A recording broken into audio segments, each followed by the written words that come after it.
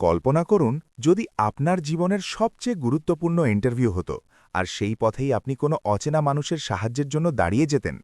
ইন্টারভিউতে দেরি হয়ে যেত, জামাকাপড় নোংরা হয়ে যেত, আর আপনার বিশ্বাস হতো যে আজ আপনার স্বপ্ন এখানেই শেষ হতে চলেছে। কিন্তু কি হতো যদি সেই অচেনা মানুষটি, যার গাড়ি আপনি ঠিক করেছিলেন, তিনিই আপনার ভাগ্য বদলে দেওয়ার মানুষ হতেন? আজকের এই গল্পটি এমন এক যুবকের, যে ইন্টারভিউতে এই জন্য দেরি করে পৌঁছেছিল কারণ সে রাস্তার ধারে এক সুন্দরী মহিলা সিইওর গাড়ির পাংচার ঠিক করেছিল। তার মনে হয়েছিল যে তাকে বের করে দেওয়া হবে, কিন্তু তারপরে যা হলো তা তার পুরো জীবনের মোড় বদলে দিল। এই কাহিনী শুধু চাকরির নয়, এটি মানবিকতা, সঠিক সিদ্ধান্ত এবং কর্মফলের কাহিনী। কাহিনী যা আপনাকে ভাবতে বাধ্য করবে যে কঠিন সময় আপনি কি বেছে নেবেন, নিজের লাভ নাকি অন্য কারো সাহায্য।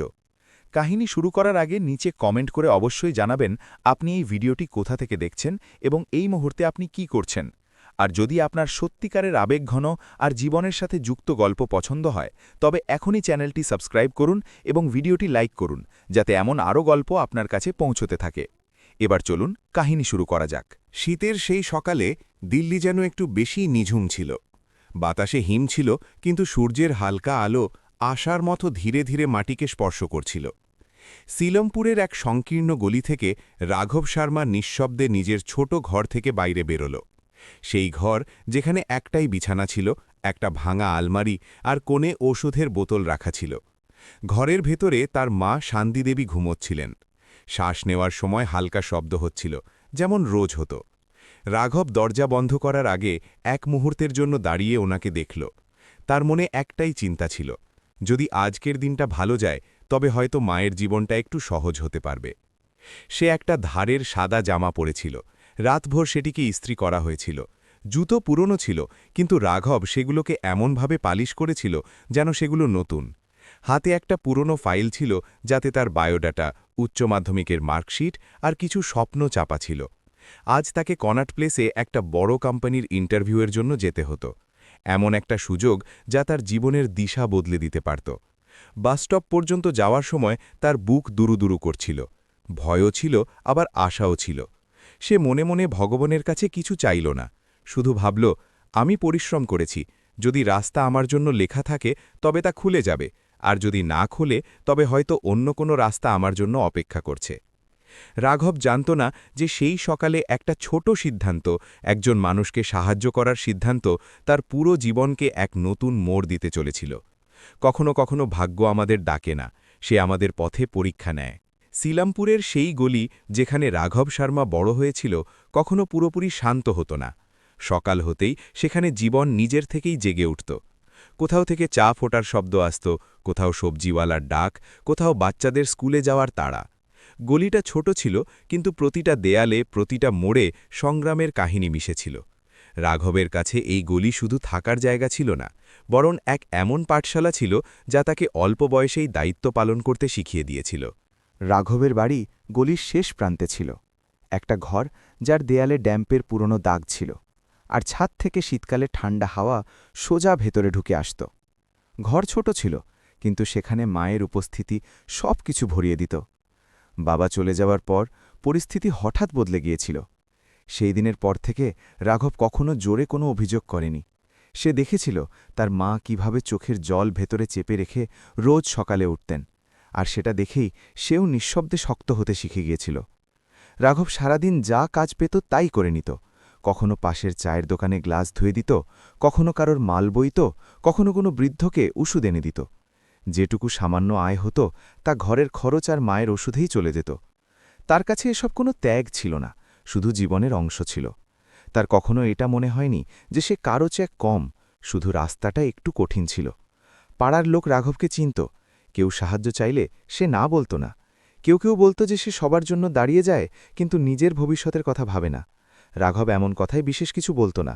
সে জানত যে প্রতিটা মানুষের লড়াই আলাদা হয়। তার লড়াই নিজের মাকে শান্তিতে রাখা ছিল, আর সেটাই তাকে রোজ এগিয়ে যাওয়ার শক্তি দিত। সন্ধ্যায় যখন সে ক্লান্ত হয়ে ঘরে ফিরত, মা তার চোখে সারাদিনের ক্লান্তি পড়ে নিতেন। বিশেষ কোনো প্রশ্ন না করে শুধু পাশে বসিয়ে নিতেন। সেই মুহূর্তগুলোতে রাঘবের মনে হতো যে তার সব পরিশ্রম কোনো কাগজে নয়, বরং মায়ের সেই শান্ত হাসিতে লেখা হচ্ছে। সেই গলিতে, সেই পরিস্থিতির মধ্যে রাঘবের মন ধীরে ধীরে শক্ত হয়ে উঠল। সে ওখানেই শিখেছিল যে মানুষের আসল পরিচয় তার অবস্থা থেকে নয়, বরং তার কর্ম থেকে হয়। আর হয়তো এই কারণেই যখন জীবন তার সামনে সবচেয়ে কঠিন পরীক্ষা রাখল, তখন তার মন কোনো চিন্তা না করেই সঠিক রাস্তার দিকে ঝুঁকে গেল। রাঘব শর্মার জীবনে তার মা শান্তি দেবী শুধু একটা সম্পর্ক ছিলেন না, বরং তার পুরো পৃথিবী ছিলেন। দিল্লির হাওয়া উনার ফুসফুসকে ধীরে ধীরে দুর্বল করে দিয়েছিল। সকালের কাশি আর রাতের ভারী শ্বাস রাঘবের জন্য প্রতিদিনের সত্যি ছিল। সেই সত্যি থেকে পালাত না, শুধু নিঃশব্দে সেটাকে বয়ে বেড়াত। মা প্রায়ই বলতেন যে তিনি ঠিক আছেন, শুধু আবহাওয়া পরিবর্তনের জন্য একটু কষ্ট হচ্ছে। কিন্তু ডাক্তারের প্রেসক্রিপশন আর ওষুধের লম্বা তালিকা রাঘবকে প্রতিদিন মনে করিয়ে দিত যে পরিস্থিতি অতটা সহজ নয়। বাবা চলে যাওয়ার পর ঘরের দায়িত্ব কোনো শব্দ ছাড়াই রাঘবের কাঁধে চলে এসেছিল। সে কখনো উঁচু গলায় এটা বলেনি যে তার স্বপ্ন অপূর্ণ রয়ে গেছে। কলেজ ছাড়ার সিদ্ধান্ত সে একদিনে নেয়নি।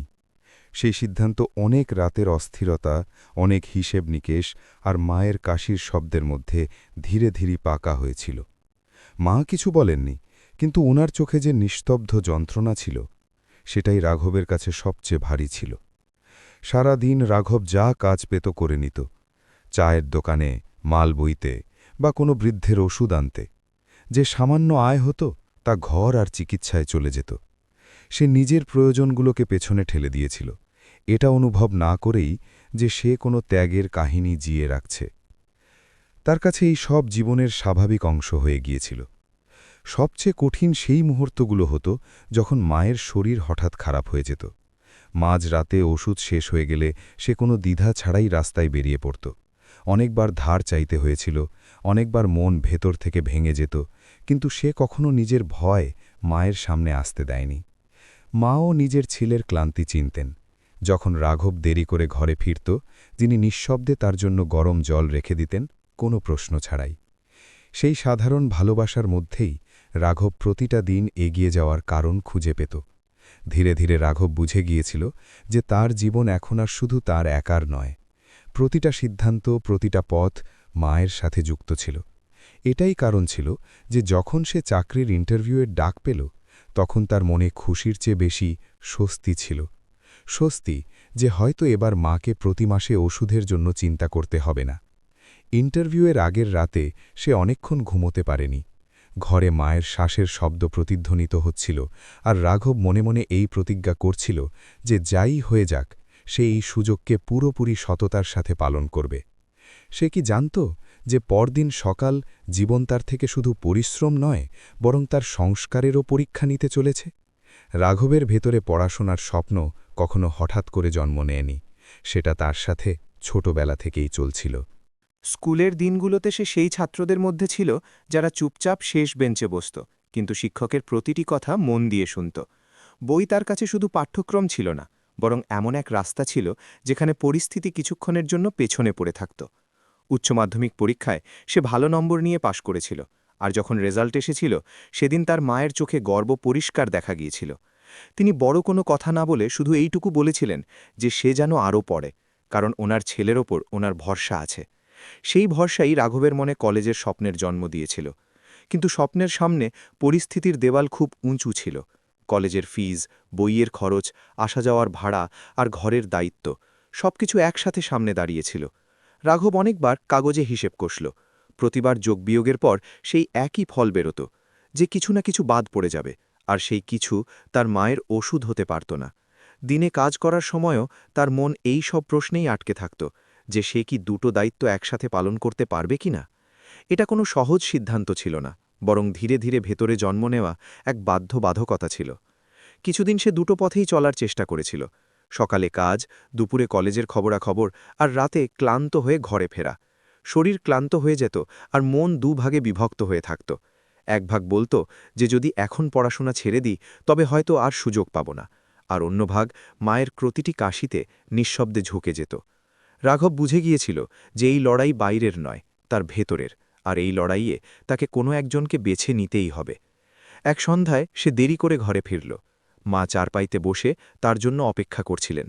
তিনি তার মুখে জমে থাকা ক্লান্তি দেখে নিলেন, আর কোনো প্রশ্ন না করে শুধু এইটুকু বললেন যে জীবন পালানোর নাম নয়, বরং দায়িত্ব পালনের নাম। সেই একটি বাক্য রাঘবের মনের জট যেন পরিষ্কার করে দিল। সেই রাতেই সে সিদ্ধান্ত নিয়ে নিল, কোনো অভিযোগ নেই, কোনো নাটক নেই, সে পড়াশোনা ছেড়ে দেওয়ার পথ বেছে নিল। এই জন্য নয় যে সে স্বপ্ন দেখতে ভয় পেয়েছিল, বরং এই জন্য যে অন্য কোনো দায়িত্ব তার দরজায় আগে কড়া নেড়েছিল। পরদিন সে কলেজের ফাইল আলমারিতে রেখে দিল আর বইগুলোকে কাপড়ে জড়িয়ে ওপরের তাকে সাজিয়ে রাখল। এটা হারের অনুভূতি ছিল না, বরং একটা নিস্তব্ধ সমঝোতা ছিল। মা কিছু বলেননি, কিন্তু সে যখন বাইরে যেতে লাগল তিনি তার মাথায় হাত রেখে দিলেন। সেই স্পর্শে দুঃখও ছিল, আবার ভরসাও ছিল। রাঘব বুঝে গেল যে তার মা তার সিদ্ধান্ত বুঝতে পারছেন, যদিও মন থেকে চাইছিলেন যে পরিস্থিতি অন্যরকম হোক। তারপর সে নিজেকে কাজে সঁপে দিল। কলেজের স্বপ্ন কোথাও হারিয়ে যায়নি, শুধু কিছুক্ষণের জন্য একপাশে সরিয়ে রাখা হয়েছিল। সে জানত যে জীবন সবসময় সোজা রেখায় চলে না, আর কখনো কখনো পিছিয়ে আসাও এগিয়ে যাওয়ারই একটা পথ হয়। সেই ভাবনা নিয়েই সে সেই সকালে পৌঁছেছিল যখন সে ইন্টারভিউয়ের জন্য বাড়ি থেকে বেরিয়েছিল, এটা না জেনেই যে তার জীবন এখন এক নতুন মোড়ের একদম কাছে বাড়িয়ে। রাঘবের জীবনে ভালো হওয়া কোনো হঠাৎ করে হওয়া জিনিস ছিল না, সেটা সময়ের সাথে সাথে তার অভ্যাসে পরিণত হয়েছিল। সিলপুরের সংকীর্ণ গলিতে থাকতে থাকতেই সে এই শিক্ষা পেয়েছিল যে প্রতিটি মানুষ কোনো না কোনো বোঝা নিয়ে চলে, আর যদি আজ সে কারো বোঝা একটু হালকা করতে পারে তবে তার থামার প্রয়োজন নেই। এটা কোনো লোক দেখানো ছিল না, বা কোনো প্রতিদানের আশাও ছিল না, এটা শুধু তার জীবনের সাথে যুক্ত থাকার একটা উপায় ছিল। সকালে কাজে বেরোনোর সময় যদি কোনো বৃদ্ধকে রাস্তা পার হতে অসুবিধা হতো, তবে সে তার পা থামিয়ে নিত। কোনো বাচ্চার স্কুল ব্যাগ ছেড়ে গেলে সে কোনো ভাবনা ছাড়াই সারানোর ব্যবস্থা করে দিত। এই ছোট ছোট কাজে সে কখনো এটা গুনত না যে তার সময় বা পরিশ্রম ব্যয় হচ্ছে। যেখানেই সে কাজ করত সেখানেও তার এই স্বভাব ছিল। চায়ের দোকানে সে সবার আগে পৌঁছাত, আর দরকার পড়লে সবার শেষে বেরোত। যদি কোনো সহকর্মীর হাত পুড়ে যেত, তবে সে নিঃশব্দে তার জায়গায় দাঁড়িয়ে কাজ করে দিত। পুরো টাকা না পেলেও সে তর্ক করত না। তার মনে হতো যে সামনের জন নিশ্চয়ই কোনো বাধ্যবাধকতা এমনটা করছে। অনেকে তার এই সোজা স্বভাবকে তার দুর্বলতা ভাবত, বলতো যে পৃথিবী খুব চালাক, এখানে বেশি সোজা মানুষই সবার আগে ভেঙে পড়ে। রাঘব এমন কথায় হেসে চুপ থাকত। নিজের সরলতা নিয়ে তার কোনো অভিযোগ ছিল না। মা তাকে ভালো হওয়ার ব্যাপারে কখনো ভাষণ দেননি, তিনি শুধু নিজের ব্যবহারের মাধ্যমে শিখিয়েছেন। ঘরে যাই অভাব থাকুক না কেন, যদি কেউ দরজায় আসত তবে তাকে খালি হাতে ফেরানো হতো না। রাঘব ছোটবেলা থেকেই এটাই দেখেছে যে মানুষের কাছে কম থাকতে পারে, কিন্তু মন ছোট হওয়া উচিত নয়। হয়তো এই কারণেই কঠিন পরিস্থিতি তার স্বভাবকে কঠোর বানাতে পারেনি। সংগ্রাম তাকে ক্লান্ত করেছিল ঠিকই, কিন্তু ভাঙতে পারেনি। ইন্টারভিউয়ের আগের দিনগুলোতেও তার জীবন এই ছন্দেই চলছিল। সকালে কাজ, দিনে চাকরির সন্ধান, আর সন্ধ্যায় মায়ের কাছে বসে সারাদিনের গল্প। অনেক সময় তার মনে হতো যে তার জীবন হয়তো এই গণ্ডির মধ্যেই সীমাবদ্ধ হয়ে থাকবে, কিন্তু সে কখনো এই চিন্তাকে নিজের ব্যবহারের ওপর প্রভাব ফেলতে দেয়নি। তার ভেতরে কোথাও এই বিশ্বাস ছিল যে যদি সে সঠিক পথে থাকে তবে পথ দেরি করে হলেও খুলবে নিশ্চয়ই। সেই সকালে যখন সে ইন্টারভিউয়ের জন্য বেরোল, তখনও তার ভেতরে সেই একই রাঘব ছিল, না কোনো চালাকি, না কোনো কৃত্রিমতা, শুধু একজন সাধারণ মানুষ যে নিজের দায়িত্ব আর সংস্কার নিয়ে এগিয়ে চলেছে। সে নিজের পা দ্রুত চালিয়েছিল, কারণ সেই দিনের প্রতিটি মিনিট দামি ছিল, কিন্তু তাও তার মনে এটা পরিষ্কার ছিল যে যদি রাস্তায় কারো সত্যিই দরকার হয় তবে সে নজর ঘুরিয়ে চলে যেতে পারবে না। তার এটা আন্দাজ ছিল না যে তার এই সাধারণ স্বভাব, যা সে রোজ কিছু না ভেবেই পালন করে আসছিল, তা খুব শীঘ্রই তার জীবনের সবচেয়ে বড় পরীক্ষার কারণ হতে চলেছে। জীবন প্রায়ই আমাদের সেখানেই পরীক্ষা নেয় যেখানে আমরা সবচেয়ে বেশি তাড়াহুড়োয় থাকি, আর সেই তাড়াহুড়োর মধ্যেই রাঘবের স্বভাব আর তার ভবিষ্যৎ একে অপরের সামনে দাঁড়াতে চলেছিল। কোনো সতর্কবার্তা ছাড়াই সেই সকালে রাঘবের ঘুম অ্যালার্মে নয়, বরং মনের অস্থিরতায় ভেঙে গেল। ঘরে হালকা ঠান্ডা ছিল, আর বাইরের গলি তখনও পুরোপুরি জাগেনি। সে পাশ ফিরে মায়ের দিকে তাকাল। শান্তিদেবী ঘুমোচ্ছিলেন। শ্বাস একটু ভারী ছিল, কিন্তু ছন্দে ছিল। রাঘব মনে মনে স্বস্তি নিল, আর শব্দ না করে বিছানা থেকে নামল। যেন তার ভয় ছিল যে সামান্য শব্দে এই সকালটা কোথাও ভেঙে না যায়। সে জানত যে আজকের দিনটা সাধারণ নয়। আজ তাকে সেই কোম্পানিতে ইন্টারভিউয়ের জন্য যেতে হবে যার নাম সে এখন পর্যন্ত শুধু খবরের কাগজে আর উঁচু ইমারতের বোর্ডে দেখেছে। সে তাড়াতাড়ি মুখ ধুল, আয়নায় নিজেকে দেখল, আর এক মুহূর্তের জন্য দাঁড়িয়ে গেল।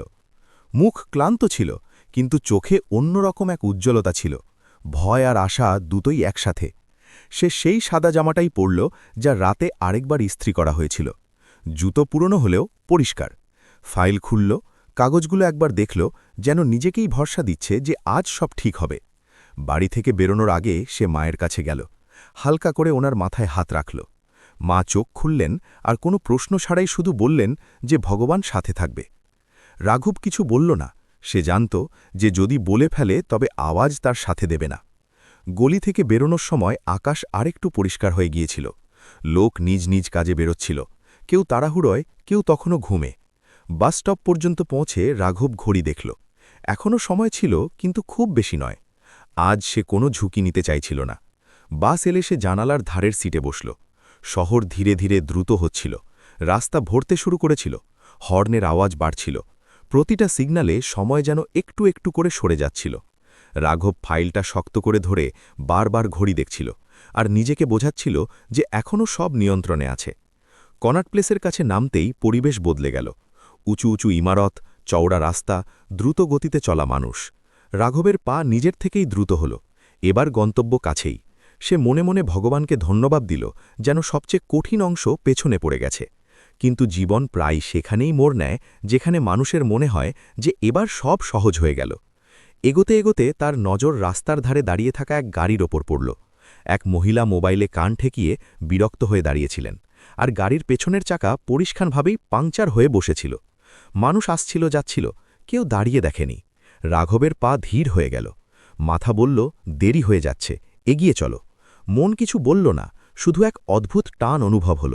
সে ঘড়ি দেখল, সময় এবার সত্যি দামি হয়ে গিয়েছিল। এটাই সেই মুহূর্ত ছিল যেখানে তার সব প্রস্তুতি, সব আশা আর তার সংস্কার একসাথে এসে দাঁড়িয়ে গেল। যদি সে থামে তবে হয়তো দেরি হয়ে যাবে, আর যদি না থামে তবে হয়তো সে নিজের সাথে নজর মেলাতে পারবে না। রাস্তার শব্দ, শহরের তাড়া, সবকিছু যেন আবছা হয়ে গেল। রাঘব এক মুহূর্তের জন্য থামল, আর তারপর কোনো বড় সিদ্ধান্তের ঘোষণা ছাড়াই সে রাস্তার দিকে পা বাড়াল। রাঘব রাস্তা পার হতে হতে আরেকবার ঘড়ি দেখল, যেন সময়ের সাথে শেষবারের মতো কথা বলছে। পা দ্রুত ছিল, কিন্তু মন ভারী। সে গাড়ির কাছে পৌঁছল। মহিলার গলায় ঘাবড়ানি স্পষ্ট ছিল। ফোনে কোনো উত্তর মিলছিল না। রাঘব শুধু এইটুকু বলল যে সে দেখে দিচ্ছে, আর কোনো আনুষ্ঠানিকতা ছাড়াই ফাইল আর ব্যাগ গাড়ির পাশে রেখে দিল। সে ডিকি খুলল, যন্ত্রপাতি বের করল, আর চাকার দিকে ঝুঁকে পড়ল। রোদ হালকা চড়া ছিল, পাশ দিয়ে চলে যাওয়া গাড়িগুলোর শোরগোল বড়ছিল, আর তার ভেতরে সময় ক্রমাগত হারিয়ে যাচ্ছিল। হাত কাজে লাগতেই আঙুলে ধুলো আর গ্রিজ লেগে গেল। প্রতিটা ঘোরানোর সাথে সাথে তার মনে হচ্ছিল যেন আরও 1 মিনিট ভেঙে গেল। মন বারবার বলছিল, এবার ওঠো, দেরি হচ্ছে, কিন্তু হাত থামতে প্রস্তুত ছিল না। মহিলা টাকার কথা বললেন, ক্ষমা চাইলেন, কিন্তু রাঘব মাথা নাড়িয়ে কাজ চালিয়ে গেল। তার কাছে এটা কোনো উপকার ছিল না, শুধু একটা অসমাপ্ত কাজ ছিল যা শেষ করা জরুরি ছিল। আশপাশ থেকে লোক দেখতে লাগল। কেউ প্রশ্ন করল, কেউ নজর সরিয়ে নিল, কিন্তু কেউ এগিয়ে এলো না। সময় এগিয়ে যেতে লাগল, আর রাঘব ঝুঁকছিল, দাঁড়াচ্ছিল, আবার ঝুঁকে পড়ছিল, যেন শহরের তাড়াহুড়োর মধ্যে কোনো এক কাজকে আংলে ধরে রেখেছে। অবশেষে চাকা শক্তভাবে নিজের জায়গায় লেগে গেল। রাঘব হাত মুছে বলল যে এবার গাড়ি সুরক্ষিত। মহিলার চোখে স্বস্তি ছিল, শব্দে ধন্যবাদ। তিনি আবার টাকা বাড়ালেন, কিন্তু রাঘব মানা করে দিল। তার মুখ থেকে শুধু এইটুকু বেরোল যে তাকে যেতে হবে, তার ইন্টারভিউয়ের জন্য দেরি হয়ে যাচ্ছে। এই বলে সে ফাইল তুলল, আর পেছনে না তাকিয়ে দ্রুত পায়ে এগিয়ে গেল। দৌড়াতে দৌড়াতে তার মনে হল যেন শহর আরও দ্রুত হয়ে গেছে। ভিড়, সিঁড়ি, মোড়, সব পেছনে পড়তে থাকল। জামার হাতায় দাগ ছিল, হাতে গ্রিজের হালকা স্তর, বুক ধরফর করছিল, কিন্তু মাথা অদ্ভুতভাবে শান্ত ছিল। সে জানত যে এখন দেরি হয়ে গেছে, তাও সে থামতে শেখেনি। সেই মুহূর্তে তার কোনো পুরস্কারের আশা ছিল না, কোনো আশ্বাসের দরকার ছিল না, শুধু এই স্বস্তি ছিল যে সে যা করেছে তা অসম্পূর্ণ রাখেনি। ইমারতের কাছে পৌঁছে সে এক মুহূর্তের জন্য থামল, শ্বাস সামলাল, আর ভেতরের দিকে এগিয়ে গেল। সে জানত না দরজার ওপারে কি অপেক্ষা করছে, কিন্তু এটা নিশ্চয়ই জানত যে সে নিজের মনের সাথে সমঝোতা করেনি, আর কখনো কখনো মানুষের কাছে এগিয়ে যাওয়ার জন্য এই একটা জিনিসই যথেষ্ট হয়। রাঘব যখনই ইমারতের ভেতরে পৌঁছল, ঠান্ডা হাওয়া তার মুখ স্পর্শ করল, কিন্তু মনের অস্থিরতা একটুও কমল না। চারদিকে চকচকে মেঝের কাঁচের দেওয়াল, আর দ্রুত পায়ে চলা মানুষ ছিল, যেন প্রত্যেকে নিজ নিজ লক্ষ্যের দিকে এগোচ্ছে। সে রিসেপশনের দিকে এগোতে এগোতে ঘড়ি দেখল, আর সেই মুহূর্তেই বুঝে গেল যে সময় হাত থেকে বেরিয়ে গেছে। তাও সে নিজেকে সামলাল। সে কাউন্টারের সামনে দাঁড়াল, নিজের নাম জানাল আর বলল যে সে ইন্টারভিউয়ের জন্য এসেছে। তার কণ্ঠস্বর শান্ত রাখার চেষ্টা করছিল, কিন্তু ভেতরে কিছু একটা কাঁপছিল।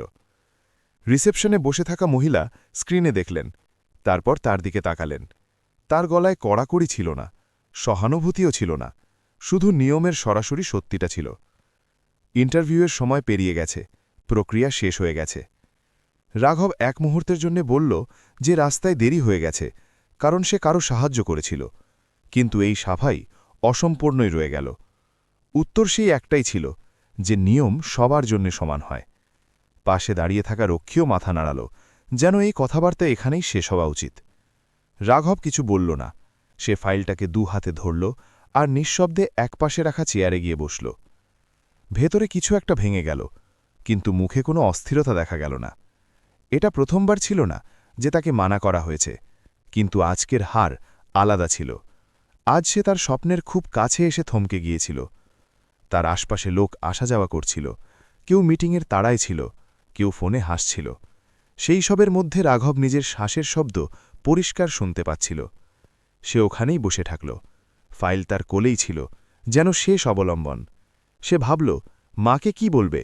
এটা বলবে যে দেরি হয়ে গেছে, নাকি এটা যে সে কোনো অচেনা মানুষের সাহায্য করেছে?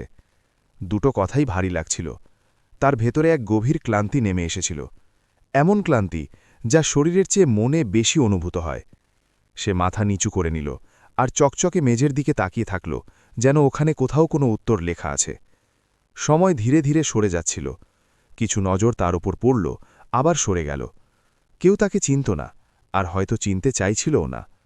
রাঘব নিজেকে বোঝাল যে ঠিক আছে, এটাও জীবনের একটা উত্তর।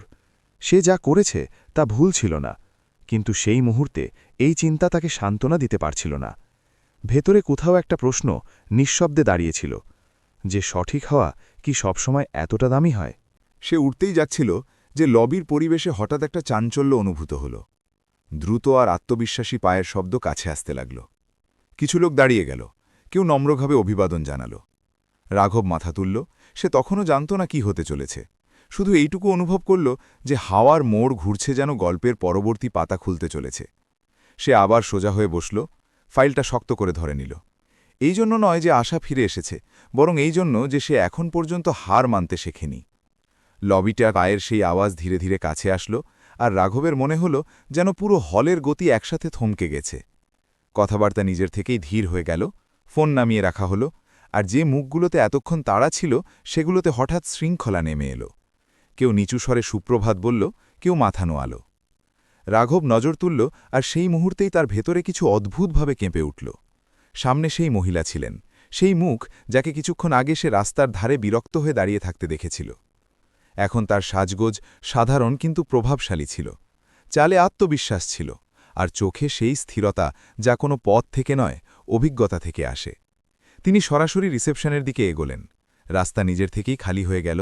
রাঘব অজান্তেই নিজের ফাইলটা শক্ত করে ধরে নিল।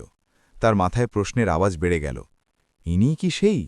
এটা কি শুধুই একটা কাকতলীয় ব্যাপার? মহিলা পুরো হলের ওপর একবার নজর দিলেন, তারপর শান্ত স্বরে একটা নাম নিলেন, রাঘব শর্মা। সেই নামের সাথে যেন হাওয়াও থেমে গেল। আশপাশে দাঁড়িয়ে থাকা লোকগুলো তার দিকে তাকাতে লাগল। রিসেপশনে বসা মহিলা অস্বস্তিতে পড়ে গেলেন। রাঘবের মনে হল যেন তার পায়ে হঠাৎ ওজন বেড়ে গেছে, কিন্তু সে উঠল। পা ভারী ছিল, তাও সে থামল না। মহিলা তার দিকে তাকালেন। ওনার চোখে চেনা ভাব ছিল, হালকা হাসি সেই একই ছিল যা সকালে রাস্তায় ধন্যবাদ জানানোর সময় তার মুখে এসেছিল। তিনি কোনো ভূমিকা ছাড়াই বললেন যে সে যেন ওনার সাথে ওপরে চলে যায়। না কোনো প্রশ্ন, না কোনো আনুষ্ঠানিকতা। রাঘবের কানে শব্দগুলো প্রতিধ্বনিত হতে লাগল। ওপরে সে ওনার পেছনে পেছনে চলতে লাগল। কাচের দরজা খুলল, লিফট এলো, আর ভেতরে একটা নিস্তব্ধতা নেমে এলো।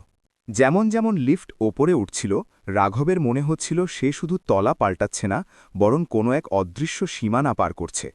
ওপরের পরিবেশ আলাদা ছিল, নরম আলো, কাঠের দেওয়াল, আর এমন এক শান্তি যাতে দায়িত্বের গন্ধ ছিল। একজন সহকারী আদরের সাথে অভিবাদন জানালেন। মহিলা চলতে চলতে বললেন যে ওনারা একটু পরে দেখা করবেন, আর রাঘবকে বসার ইশারা করলেন। ওনার গলায় কোনো আদেশ ছিল না, সহানুভূতিও ছিল না, শুধু স্পষ্টতা ছিল।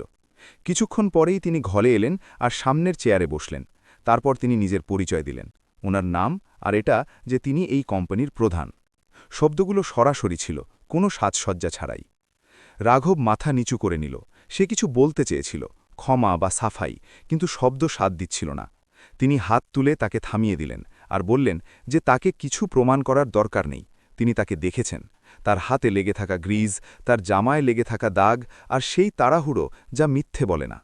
তিনি বললেন যে সকালে রাস্তায় তিনি কোনো পরিচয়ের জন্য থামেননি, বরং এই জন্যই থেমেছিলেন কারণ তার জন্য সেটাই সঠিক ছিল। ঘরের মধ্যে কিছু মুহূর্তের নিস্তব্ধতা ছিল। রাঘবের চোখ সজল ছিল, কিন্তু সে নজর সরায়নি। তিনি বললেন যে নিয়ম জরুরি, কিন্তু মানুষ তাদের আগে আসে। তারপর তিনি তাকে বসতে বললেন, যেন কথাবার্তা মাত্র শুরুই হয়েছে। রাঘব চেয়ারে বসে পড়ল। বুক এখনও জোরে ধড়ফড় করছিল, কিন্তু ভেতরে এক অদ্ভুত স্থিরতা নেমে এলো। হয়তো এটা জয় ছিল না, হয়তো এটা শুধু একটা সুযোগ ছিল, কিন্তু সেই মুহূর্তে সে পরিষ্কারভাবে অনুভব করল যে তার জীবনের কাহিনী মাত্র তার সবচেয়ে গুরুত্বপূর্ণ মোড়টি নিয়েছে। রাঘব চেয়ারে বসল, তো ঘরের শান্তি তার কাছে আগের চেয়ে অনেক বেশি গভীর মনে হল। বাইরের উত্তেজনা যেন অন্য কোনো জগতে রয়ে গেছে। সামনে বসা মহিলা কিছুক্ষণ কিছু বললেন না। তিনি মেজে রাখা কাগজ বা স্ক্রিনের দিকে তাকালেন না। ওনার নজর সরাসরি রাঘবের উপর ছিল, কিন্তু সেই নজরে কোনো তল্লাশি ছিল না, শুধু বুঝাপড়া ছিল। রাঘব নিজের হাত কোলের ওপর রাখল। আঙুলে লেগে থাকা গ্রিজ পরিষ্কার দেখা যাচ্ছিল। সে সেগুলোকে লুকোনোর চেষ্টা করল না। তার মনে হল এখানে লোক দেখানো কোনো কাজে আসবে না। তিনি কথা বললেন। শুরুটা খুব সাধারণভাবে করলেন। নাম জিজ্ঞেস করলেন, তারপর এটা যে সে কোথা থেকে এসেছে। রাঘব বলল, সিলমপুর। গলায় কোনো জড়তা ছিল না। তারপর তিনি সরাসরি জিজ্ঞেস করলেন যে সে আজ দেরি করে পৌঁছল কেন। রাঘব এক মুহূর্ত থেমে সত্যিটা বলল। সে জানালো যে রাস্তায় একটা গাড়ির টায়ার পাংচার ছিল, আর একজন মহিলা একা দাঁড়িয়েছিলেন ও চিন্তিত ছিলেন, আর সে বিশেষ কিছু না ভেবেই দাঁড়িয়ে গেল। সে এটাও বলল যে সে জানত দেরি হয়ে যাবে, কিন্তু সেই মুহূর্তে ওখান থেকে এগিয়ে যাওয়া তার ঠিক মনে হয়নি। মহিলা মাঝপথে থামালেন না, তিনি শুরু শুনতে থাকলেন। যখন রাঘব চুপ হল, তখন তিনি জিজ্ঞেস করলেন যে তার কি ভয় লাগেনি যে সে এই সুযোগটা হারিয়ে ফেলবে। রাঘব হালকা হাসির সাথে বলল যে ভয় তো লেগেছিল, খুব লেগেছিল, কিন্তু যদি সে না থামত তবে হয়তো সে নিজেকে কখনো বোঝাতে পারত না। সে বলল যে সে কোনো পুরস্কার বা পরিচয়ের জন্য থামেনি। সে শুধু মনে হল যদি উনার মা সেই জায়গায় হতেন তবে তিনি চাইতেন যে কেউ যেন উনার জন্যেও থামে। ঘরে কিছু মুহূর্তের নীরবতা নেমে এলো। মহিলা চেয়ার থেকে একটু সামনের দিকে ঝুঁকে বললেন যে অনেক লোকই ঠিক আর ভুলের কথা বলে, কিন্তু যখন ঠিকের দাম চোকানোর সময় আসে তখন বেশিরভাগই পিছিয়ে যায়। তিনি বললেন যে রাঘব পিছিয়ে না যাওয়ার পথ বেছে নিয়েছে, আর এটাই ওনাকে ভাবতে বাধ্য করছে। তিনি পরিষ্কার বললেন যে এটা কোনো আনুষ্ঠানিক ইন্টারভিউ নয়, আর না তিনি তাকে এখনই কোনো পদ দিতে চলেছেন। তিনি শুধু এটা বুঝতে চান যে সে কাজ কেন করতে চায়। রাঘব দেরি না করে উত্তর দিল। সে বলল যে সে কোনো বড় নাম বা উঁচু চেয়ারের জন্য আসেনি। সে শুধু একটা স্থায়ী কাজ চায়, যাতে তার মাকে প্রতি মাসে ওষুধের জন্য চিন্তা করতে না হয়। সে বলল যে সে শিখতে চায়, পরিশ্রম করতে চায়, আর যদি সে সুযোগ পায় তবে সে সেটাকে অবহেলা করবে না। তার গলায় কোনো ভাষণ ছিল না, শুধু ক্লান্তির মধ্যে জমে থাকা সততা ছিল। মহিলা ধীরে ধীরে মাথা নাড়লেন। তিনি বললেন যে কাজ শেখানো যেতে পারে, কিন্তু নিয়ত নয়। তিনি এটাও বললেন যে কোনো প্রতিষ্ঠানে এমন মানুষের প্রয়োজন হয় যারা শুধু নির্দেশ মানবে না, বরং প্রয়োজন পড়লে মানুষ হয়ে থাকবে। তারপর তিনি কথাবার্তা এখানেই থামালেন না। তিনি শুধু এইটুকু বললেন যে তিনি রাঘবের ব্যাপারে আরও জানতে চান, আর তাকে অনুরোধ করলেন যে সে যেন আরও কিছুক্ষণ অপেক্ষা করে। রাঘব রাজি হল। সে কোনো প্রশ্ন করল না, সে শুধু ওখানেই বসে থাকল। এই অনুভূতির সাথে যে প্রথমবার কেউ তার কাহিনী শুনছে, তাকে মাঝপথে না থামিয়ে, তাকে ছোট না করে। হয়তো এটা এখনও গন্তব্য ছিল না, কিন্তু এটা সেই জায়গা নিশ্চয়ই ছিল যেখান থেকে তার জীবন কোনো নতুন পথের দিকে মোড় নিতে শুরু করেছিল। রাঘব যখন ঘর থেকে বেরোল, তখন তার মনে হল যেন একই ইমারতের ভেতরে থেকেও সে অন্য কোনো জায়গায় চলে এসেছে। করিডর সেগুলোই ছিল, দেওয়াল সেগুলোই ছিল, কিন্তু ভেতরের অনুভূতি বদলে গিয়েছিল। তাকে একটা ছোট কনফারেন্স রুমে বসানো হলো, যেখানে কোনো জাঁকজমক ছিল না, শুধু একটা সাধারণ টেবিল, কিছু চেয়ার আর দেওয়ালে লাগানো পুরনো প্রজেক্টের ছবি, যা কথা না বলে এটাই বলছিল যে এখানে কথা নয়, কাজ কথা বলে। কিছুক্ষণ পর একজন লোক ভেতরে এলো, বয়স 40-এর কাছাকাছি। কথা বলার ঢঙে কঠোরতা নেই, কিন্তু স্পষ্টতা ছিল। সে নিজের পরিচয় মানব সম্পদ বিভাগ HR থেকে দিল আর প্রশ্ন শুরু করল। পড়াশোনা, কাজ, দায়িত্ব। রাঘব যা ছিল তাই বলল, না কিছু বাড়িয়ে বলল, না কিছু লুকালো। যেখানে জানত না সেখানে পরিষ্কার বলল যে শিখে নেবে। কিছুক্ষণ পর সেই মহিলা ঘরে এলেন। তিনি বসেই পরিষ্কার শব্দে বললেন যে তিনি রাঘবের কথা শুনেছেন। কোম্পানি কারো ওপর দয়া করে না, আর না কাউকে করুণার ভিত্তিতে সুযোগ দেয়, কিন্তু প্রত্যেকের নিজের যোগ্যতা প্রমাণ করার সুযোগ পাওয়া উচিত। তিনি জানালেন যে কোম্পানিতে একটি নির্দিষ্ট সময়ের প্রশিক্ষণ কর্মসূচি আছে। এটা চাকরি নয় আর না কোনো সহজ পথ। এতে কাজ বেশি, চাপ বেশি, আর ভুলের জন্য কোনো অজুহাত চলে না। কিন্তু যে এই সময়টা সততার সাথে পার করে নিতে পারে, তার জন্য সামনের দরজা খুলে যায়। রাঘব মন দিয়ে শুনল। ভেতরে কোনো উত্তেজনা ছিল না, শুধু একটা স্থির প্রস্তুতি। যখন তাকে জিজ্ঞেস করা হলো যে সে কি এর জন্য প্রস্তুত, তখন সে কোনো নাটকীয়তা ছাড়াই বলল যে সে প্রস্তুত। তার তাড়াতাড়ি কিছু পাওয়ার তাড়া নেই, তার শুধু একটা সুযোগ চাই যাতে সে এটা দেখাতে পারে যে সে ভরসার যোগ্য। মহিলা মাথা নাড়লেন আর বললেন যে ভরসা সময়ের সাথে তৈরি হয়, শব্দ দিয়ে নয়। তিনি বোঝালেন যে আগামী কয়েক মাসে তাকে আলাদা আলাদা বিভাগে কাজ করতে হবে, আলাদা আলাদা মানুষের অধীনে। আর সেখানে কেউ তাকে এটা মনে করিয়ে দেবে না যে সে কিভাবে এসেছে। তাকে সেটাই মনে করা হবে যা সে নিজের কাজ দিয়ে প্রমাণ করবে। বৈঠকের শেষে রাঘবকে একটা কাগজ দেওয়া হলো। তাতে প্রশিক্ষণ কর্মসূচির শর্তগুলো পরিষ্কারভাবে লেখা ছিল। শর্তগুলো সহজ ছিল না, কিন্তু সৎ ছিল। রাঘব সেগুলো মন দিয়ে পড়ল আর তারপর সই করে দিল। তার হাত একটু কাঁপছিল, কিন্তু মন স্থির ছিল। বাইরে বেরোনোর সময় সে পেছনে ফিরে তাকাল না। তার মনে হলো এখন পেছনে তাকানোর সময় নয়। সন্ধ্যায় যখন সে বাড়ি পৌঁছাল, মা দরজার কাছে বসেছিলেন। তিনি তার মুখ দেখে কিছু না জিজ্ঞেস করেই বুঝে গেলেন যে দিনটা সাধারণ ছিল না। রাঘব খুব বেশি কিছু বলল না, শুধু এইটুকু জানালো যে এখনও চাকরি মেলেনি, কিন্তু একটা সুযোগ মিলেছে। মা ধীরে ধীরে মাথা নাড়লেন আর বললেন যে সুযোগও সবার ভাগ্যে জোটে না। উনার গলায় প্রত্যাশা ছিল না, বরং ভরসা ছিল। রাঘব প্রথমবার অনুভব করল যে সে এখনও গন্তব্যে পৌঁছায়নি, কিন্তু সঠিক রাস্তায় নিশ্চয়ই দাঁড়িয়ে আছে। আর কখনো কখনো জীবনে এটাই সবচেয়ে মজবুত শুরু হয়। পরদিন সকাল রাঘবের জন্য কোনো নতুন অধ্যায়ের মতো নয়, বরং এক নতুন পরীক্ষার মতো শুরু হল। সে তাড়াতাড়ি উঠল। অভ্যাস অনুযায়ী মা তখনও ঘুমোচ্ছিলেন। সে শব্দ না করে তৈরি হয়ে বাড়ি থেকে বেরোনোর সময় দরজায় এক মুহূর্ত দাঁড়িয়ে পেছনে তাকাল, যেন নিজেকে মনে করিয়ে দিচ্ছে যে এই পথ সহজ হতে চলেছে না। প্রশিক্ষণ কর্মসূচির প্রথম দিন ছিল। না কোনো পদ, না কোনো পরিচয়, শুধু একটা অস্থায়ী পরিচয়পত্র, যা তাকে ইমারতের ভেতরে আসার অনুমতি দিচ্ছিল, আর ততটাই সহজে ফিরিয়েও নেওয়া যেতে পারত। প্রশিক্ষণ কক্ষটি কোনো ক্লাসরুমের মতো ছিল না। সেখানে না কোনো স্বাগত ভাষণ হল, না কেউ উৎসাহ বাড়ানোর চেষ্টা করল। আলাদা আলাদা বয়স আর পটভূমির লোক ছিল, যাদের চোখে প্রশ্ন বেশি ছিল আর ভরসা কম। রাঘব সবার পেছনে বসল। তার ভালো লাগল যে এখানে কেউ তাকে চেনে না, না তার অতীত, না তার কাহিনী। এখানে সবাই সমান ছিল, আর হয়তো এটাই সবচেয়ে কঠিন কথা ছিল। কাজ প্রথম দিনেই ভাগ করে দেওয়া হলো। ফাইল, ডেটা, ছোট কিন্তু দায়িত্বপূর্ণ জিনিস।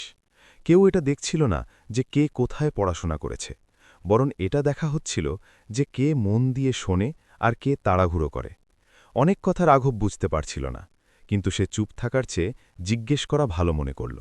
যেখানে বকা খেল সে শুনল, যেখানে ভুল সংশোধন করতে বলা হলো সে গ্রহণ করল। সে পরিষ্কার অনুভব করতে পারছিল যে এই জায়গা কাউকে সাহারা দিতে নয়, বরং পরখ করতে এসেছে। দুপুর নাগাদ ক্লান্তি মুখে নেমে এসেছিল। কিছু লোক অভিযোগ করতে লাগল, কেউ নিজেকে অন্যদের থেকে আলাদা করে নিল। রাঘব নিজের কাজে লেগে থাকল। তার এগিয়ে যাওয়ার তাড়া ছিল না, শুধু এটাই চাইত যে কাজ তাকে দেওয়া হয়েছে তা যেন ঠিকভাবে শেষ হয়। একজন প্রবীণ কর্মচারী একবার তাকে থামিয়ে বললেন যে এখানে পরিশ্রমের চেয়ে বুদ্ধি বেশি জরুরি। রাঘব মাথা নাড়ল আর দ্বিধা ছাড়াই জিজ্ঞেস করল যে সে কোথায় আরও ভালো করতে পারে। সেই প্রশ্ন সামনের জনকে এক মুহূর্তের জন্য চুপ করিয়ে দিল। দিন শেষ হওয়ার আগে তার থেকেও একটা ভুল হয়ে গেল। একটা নথিতে তথ্য ভুল চলে গিয়েছিল। ভুল সবার সামনে ধরা পড়ল। সেই মুহূর্তে তার মনে হল হয়তো এটাই সেই জায়গা যেখানে মানুষ ভেঙে পড়ে। কিন্তু সে কোনো অজুহাত দিল না। ভুল স্বীকার করল, সেটা ঠিক করল আর এগিয়ে গেল। কেউ প্রশংসা করল না, কিন্তু কেউ তাকে নিচুও দেখাল না। আর হয়তো এটাই এই জায়গার আসল নিয়ম ছিল। সন্ধ্যায় যখন সে ইমারত থেকে বাইরে বেরোল, তখন শরীর ক্লান্ত ছিল, কিন্তু মন শান্ত ছিল। তার মনে হল আজ সে কিছু প্রমাণ করেনি, কিন্তু এটা নিশ্চয়ই শিখে নিয়েছে যে এখানে টিকে থাকার জন্য কোন ধরনের মানুষ হতে হবে। বাড়ি ফেরার সময় শহর সেটাই ছিল, ভিড়ও সেটাই ছিল, কিন্তু রাঘবের ভেতরে কিছু বদলে গিয়েছিল। এই বদল না দেখা যেত, না শোনা যেত, কিন্তু সে জানত যে পথ শুরু হয়ে গেছে, আর এই পথে প্রতিটা দিন তাকে আগের চেয়ে একটু মজবুত বানানো নিশ্চিত ছিল। দ্বিতীয় সপ্তাহের শুরু রাঘবের জন্য প্রথম দিনের মতো ছিল না। এখন সে ইমারতের পথ চিনতে শুরু করেছিল, কার্ড সোয়াইপ করার অভ্যেস হয়ে গিয়েছিল, আর কাজের মৌলিক ধারণাও তৈরি হয়ে গিয়েছিল। বাইরের ঘাবড়ানি কমে গিয়েছিল, কিন্তু ভেতরের চাপ ধীরে ধীরে বাড়তে শুরু করেছিল। এখন লোক শুধু কাজ দেখছিল না, তারা তুলনাও করতে শুরু করেছিল, কে দ্রুত, কে কম ভুল করে, আর কে চুপচাপ সব সহ্য করে নেয়। এই পরিবেশেই রাঘব প্রথমবার অনুভব করল যে পরিশ্রম সবসময় সবার চোখে একরকম লাগে না। সেই টিমেই একজন যুবক ছিল, অমন। পড়াশোনায় তুখর, কথা বলায় পটু, আর নিজের আত্মবিশ্বাস লোকানোর প্রয়োজন তার পড়ত না। শুরুতে দুজনের মধ্যে শুধু কাজ নিয়ে সাধারণ কথাবার্তা ছিল, কিন্তু সময়ের সাথে রাঘবের মনে হতে লাগল যে অমন তার উপস্থিতিতে অস্বস্তিতে আছে। মিটিংয়ে যখন কোনো কাজ ঠিকভাবে হয়ে যেত, অমন খামোশ হয়ে যেত, আর যখন কোথাও ছোট কোনো ভুল দেখা যেত, তখন তার নজর সবার আগে রাঘবের দিকে যেত। এটা খোলাখুলি শত্রুতা ছিল না, শুধু একটা নিস্তব্ধ রেষারেষি, যা ধীরে ধীরে ভারী হতে শুরু করেছিল। একদিন টিমকে একটা রিপোর্ট তৈরি করার দায়িত্ব দেওয়া হলো।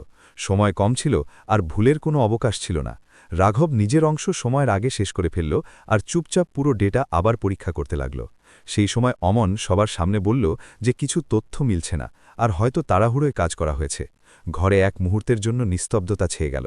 রাঘব কোনো বিতর্ক না করে ফাইল খুলল, লাইনগুলো দেখল, আর শান্ত স্বরে জানালো যে তথ্যগুলো সঠিক আছে, শুধু কলামের হেডিং বদলে গিয়েছিল।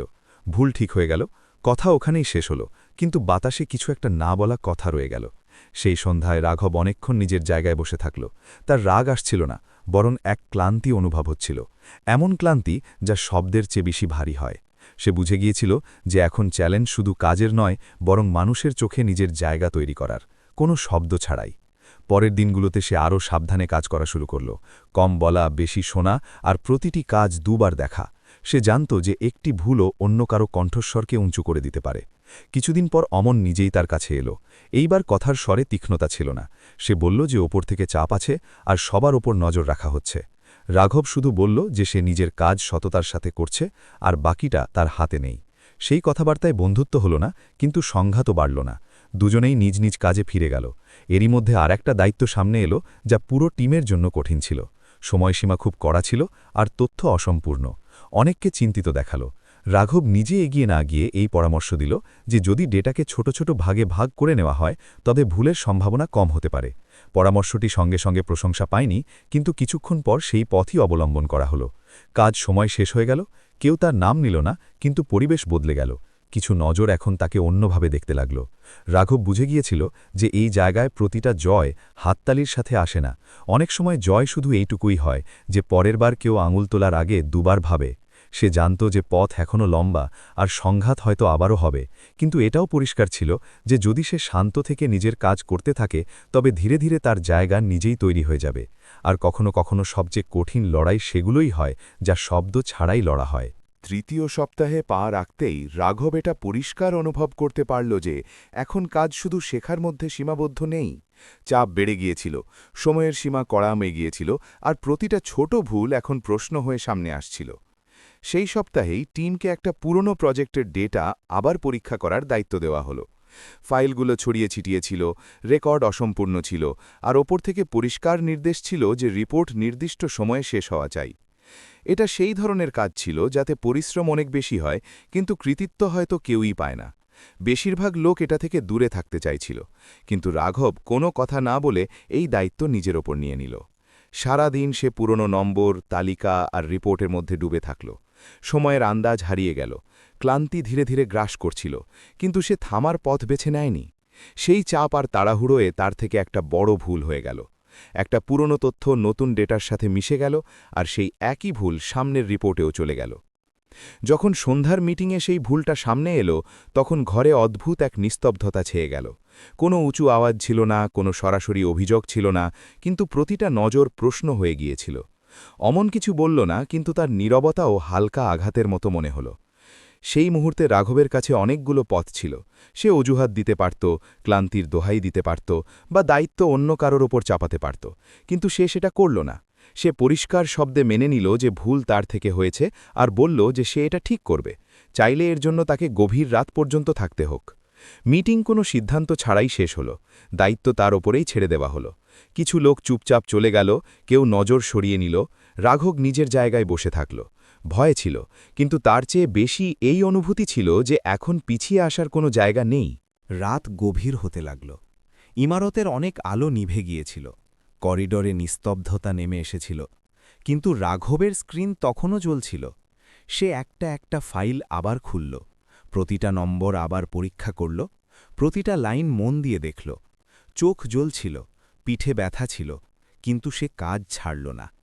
শেষ রাতের পর রিপোর্ট আবার তৈরি হল, এইবার কোনো তাড়াহুড়ো ছাড়া, কোনো অনুমান ছাড়া।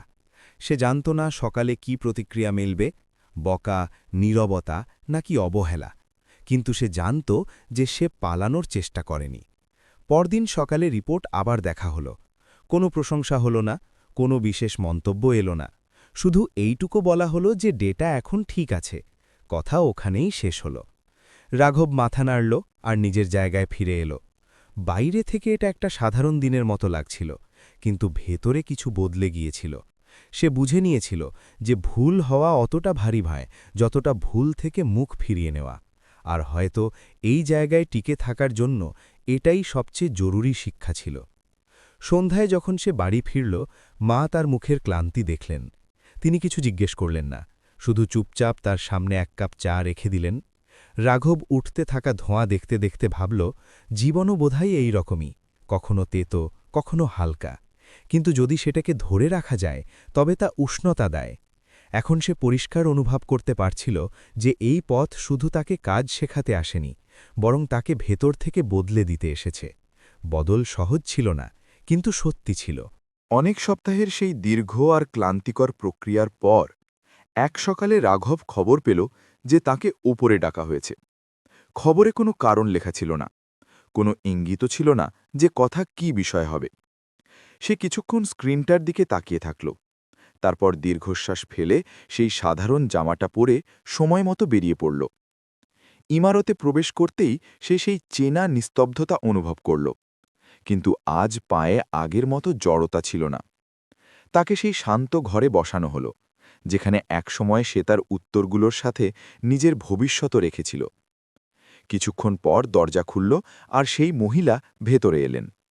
উনার মুখে না হাসি ছিল, না কঠোরতা, শুধু সেই স্থিরতা যা রাঘব এখন বুঝতে শুরু করেছিল। তিনি কোনো ভূমিকা ছাড়াই সরাসরি বললেন যে প্রশিক্ষণের সময়সীমা শেষ হয়েছে। তিনি জানালেন যে এই সময় অনেক মানুষের কাজ দেখা হয়েছে, তাদের ভুলগুলো আর সেই ভুলের পর তাদের আচরণও। তারপর তিনি রাঘবের দিকে তাকালেন আর বললেন যে তিনি তার পরিশ্রমের চেয়ে তার মানসিকতা বা অ্যাটিটিউড বেশি খেয়াল করেছেন। তিনি এটা দেখেন না যে কে কখনো ভুল করে না, বরং এটা দেখেন যে ভুলের পর কে দায়িত্ব নেয় আর কে পিছিয়ে যায়। তিনি বললেন যে রাঘব তখনও থেমেছিল যখন রাত দীর্ঘ ছিল আর ক্লান্তি ভারী। ঘরে কিছু মুহূর্তের নীরবতা রইল। তারপর তিনি শান্ত স্বরে বললেন যে কোম্পানি তাকে এগিয়ে যাওয়ার সুযোগ দিতে চায়। কোনো বড় পদ নয়, কোনো হঠাৎ লাফ নয়, শুধু একটা স্থায়ী ভূমিকা যেখানে কাজও থাকবে আর শেখাও চলতে থাকবে। রাঘব মাথা নিচু করে নিল। তার ভেতরে কোনো উত্তেজনা ছিল না, কোনো শোরগোল ছিল না, শুধু একটা দীর্ঘশ্বাস, যেন অনেকক্ষণ ধরে আটকে থাকা হাওয়া ধীরে ধীরে বাইরে বেরোচ্ছে। সে ধন্যবাদ বলল, খুব বেশি নয়, শুধু যতটুকু মন থেকে বেরোতে পারল। মহিলা বললেন যে পথ এখানেই শেষ হয় না, বরং এখান থেকেই শুরু হয়, আর ভরসা প্রতিদিন নতুন করে অর্জন করতে হয়। রাঘব মাথা নাড়ল। তার কাছে এটা কোনো পুরস্কারের মতো মনে হল না, বরং সেই পরিশ্রমের স্বাভাবিক ফল মনে হল যা সে কোনো লোক দেখানো ছাড়াই করেছিল। সন্ধ্যায় যখন সে বাড়ি ফিরল, মা জানালার কাছে বসেছিলেন। রাঘব ওনাকে বিস্তারিত কিছু বলল না, শুধু এইটুকু বলল যে এখন কাজ একটু স্থায়ী হয়েছে আর সামনে সব ধীরে ধীরে সামলে যাবে। মা তার দিকে তাকালেন। ওনার চোখে স্বস্তি ছিল, কোনো বড় স্বপ্ন নয়, শুধু এই স্বস্তি যে এখন প্রতিদিনের চিন্তা কিছুটা কম হবে। তিনি তার মাথায় হাত রাখলেন। সেই ছোট ঘরে কোনো উৎসব ছিল না, কিন্তু এমন এক শান্তি ছিল যা কোনো উৎসবের চেয়ে কম নয়। পরের দিনগুলোতে রাঘবের জীবন হঠাৎ বদলে গেল না। সে এখনও সময় মতো উঠত, কাজে যেত আর শিখতে থাকত। পার্থক্য শুধু এইটুকু ছিল যে এখন তার ভেতরে একটা ভরসা ছিল। সে বুঝে নিয়েছিল যে প্রতিটি সাহায্য সঙ্গে সঙ্গে ফিরে আসে না, আর প্রতিটি ভালো কাজের শোরগোল হয় না। কখনো কখনো জীবন শুধু দেখতে থাকে, আর সঠিক সময় এলে কোনো আওয়াজ না করে পথ খুলে দেয়। রাঘব জানত যে সে কোনো গল্পের নায়ক নয়, সে শুধু একজন সাধারণ মানুষ যে এক সকালে সঠিক সিদ্ধান্ত নিয়েছিল। সেই সিদ্ধান্তই তার দিক বদলে দিয়েছিল। হয়তো এটাই এই পুরো যাত্রার সবচেয়ে বড় শিক্ষা ছিল, যে ভালো হওয়া কোনো সওদা বা ব্যবসা নয়, কিন্তু সেটা বৃথাও যায় না। আর যদি মানুষ নিজের ভেতরের সত্যের সাথে দাঁড়িয়ে থাকে, তবে দেরি করে হলেও জীবন তাকে চিনে নেয়। যদি এই কাহিনী আপনাকে কোথাও স্পর্শ করে থাকে, তবে নিজের কথা অবশ্যই শেয়ার করবেন। হতে পারে আপনার একটি ছোট স্মৃতি অন্য কারুর জন্য সাহস হয়ে উঠবে। আর যদি আপনার এমন সত্য কাহিনী শুনতে ভালো লাগে, তবে চ্যানেলটি পছন্দ করুন আর সাবস্ক্রাইব করুন, কারণ প্রতিটি কাহিনীতে কোথাও না কোথাও আমরা সবাই নিজেকে একটুখানি খুঁজে পাই।